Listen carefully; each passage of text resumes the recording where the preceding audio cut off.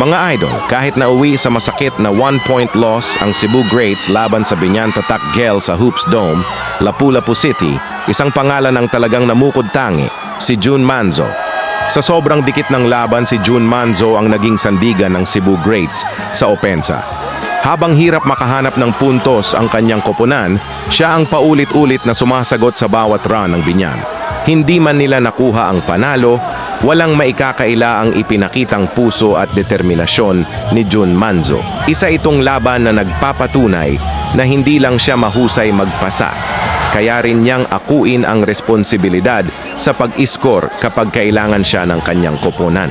Panoorin natin ang highlights ni Jun Manzo sa laban kontra Biñan Tatak Gel at saksihan ang kanyang mga clutch plays na halos nagdala sa Cebu Greats sa panalo.